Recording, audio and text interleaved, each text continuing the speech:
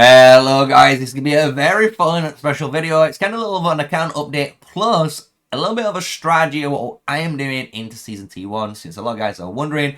But we have changed faction. We have moved from the Springwardens, which we've been playing for almost probably 3 seasons now, and now we've switched back finally to the League of Order, and I'm going to explain why I've done this and obviously showcase the differences in obviously changing from Springwardens to the League of Order in all of your unit changes and everything in this one video. So stick around and enjoy.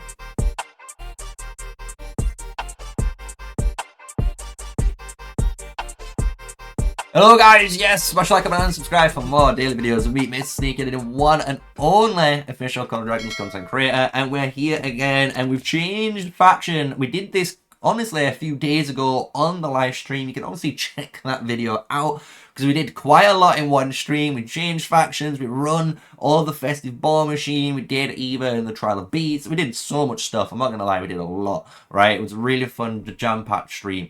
But what we want to more talk about is the faction change, because I am going to showcase what it looks like when you do pretend to change faction, so you guys can see, honestly, a very brand new, nice, improved faction screen. Some people might be familiar with it, but some people might not. But what we had prior to this was the Springwarden. So we were playing as the Springwarden faction with our 5% march speed increase plus the 5% increase to elixir production speed, which is honestly a really, really nice PvP set of talents that is universal, which is great. But obviously the units that we gained was not too friendly to our account towards this stage of the game now.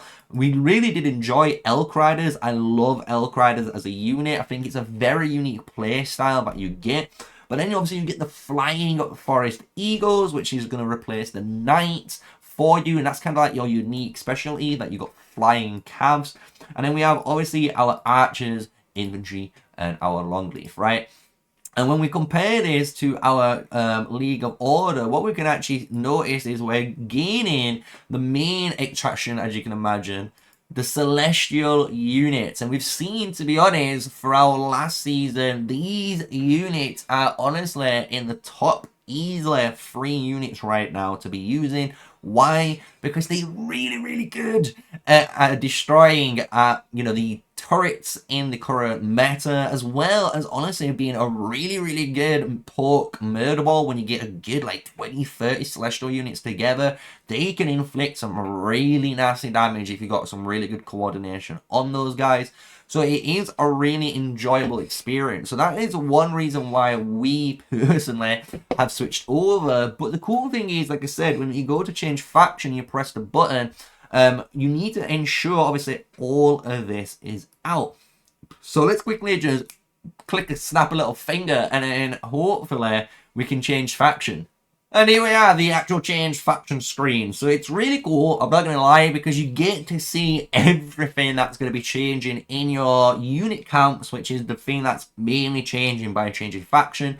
You obviously gain to see the different building changes, which is cool, so you can see all the funky little, differences in other units. But what's more important, and a lot of people do think this, because they come from like Rise of Kingdoms, you'll notice the stats for everything is the same. The only thing that's changing is the fact that my Longleafs give other mages defense, while my Vestals actually now give HP, which is really, really cool. The fungal trees and the actual iron barks, you can see, are identical. There's actually no real difference in those guys, but the difference is, again, when we look at this, we've got the exact same stats, but the archers have the increased physical attack in the Springwarden camp, and then we look at the ballistas, we get the normal attack damage increase. We come down, we have the normal knights, and that means we have a way superior, as you'll notice, way superior attack stat, and that's because we're melee based, so we're going to be using unyielding rush compared to the ranged attacks.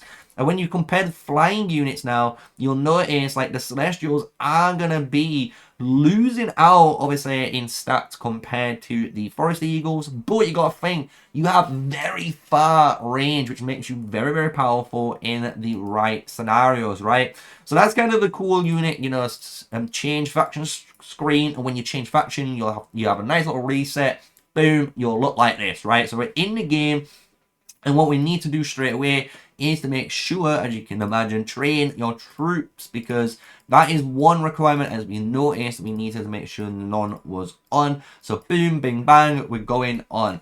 So now what I'm able to do, and this is what I really wanted to, use this season, is, as you'll guess it, my Bertrand, Atheist, I'm going to switch these around depending on how I feel. At the moment, I'm running just this because it's way faster, just because of my build I'm running. So it's a really fast build, but this is a really interesting match I'm going to start rocking. I'm going to try and run double mages in this season. So I'm going to go more into now the heroes, right? Because this is the reason and the payoff, if you want to say, for changing into this faction. Because what I'm able to do is, honestly, I could run a different variety of setups, right? If I'm running a poke comp, as you can imagine, I'm going to run my Bertrand and Atheist. And as you'll notice, I am leveling up my Fear. She is passively leveling it up through, obviously, just like my Dragon Trials. I'm just getting her up there. So I do have the option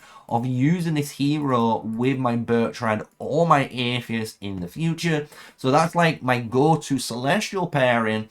But the really, really cool thing I can also do, because now I'm League of Order, and technically I have got double mage units, I can actually kind of take abuse of that even in open field, right? I could run, in theory, something like Fear with my Lilia, which is a really cool combo on the Celestial unit, and actually level up something like my Valen and going all the way down to my Wildeer and getting him expertise, obviously. And that could be an additional pairing that I could be using, obviously, in the open field, right? Really, really cool. I could also obviously use my Valen with my Atheist, or I could even just use these two together with, obviously, these two together or these two together and just play it, next to each other in the open field, right? That's kind of the beauty of having this, right? So that's kind of like one of the reasons why I've mainly gone for it. And when we go into the season talents, what I'm gonna do for you guys firstly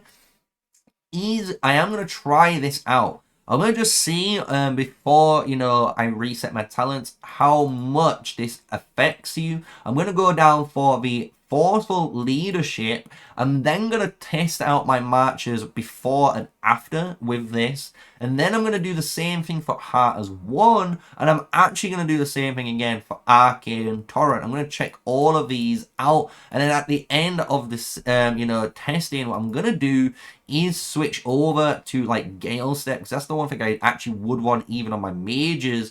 And then I'm gonna, obviously, depending on the testing, either go Heart as 1 again, or I'm gonna go Burning Rage. But then I'm gonna test out the Long Range Warfare for the marksman unit, so I can actually have one of my marksmen with those mage setups now, and that's gonna be a really interesting setup for me. And then, as you can imagine, I am gonna take Glories of War on the reset.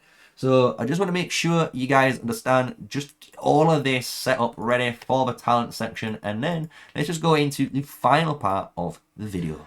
And that's going to be the end of the video, guys. Yes, we changed faction. We've gone through kind of bits and bats on my Season T1 journey in the beginning and what I'm aiming to do.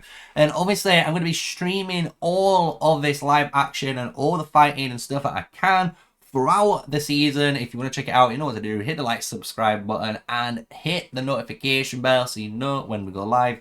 And you'll know, especially when there's hopefully maybe some fighting, when we can do some dueling and do some testing, more importantly, against in matches in 1v1s.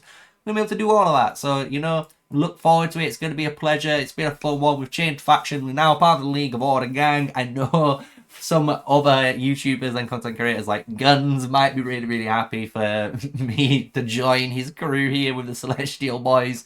But it's going to be a fun season. And let's see how much work I can actually do with the Celestial. So with all of that, you know what to do. Smash like, comment, subscribe. Until next time, stay safe, stay sneaky. Peace out.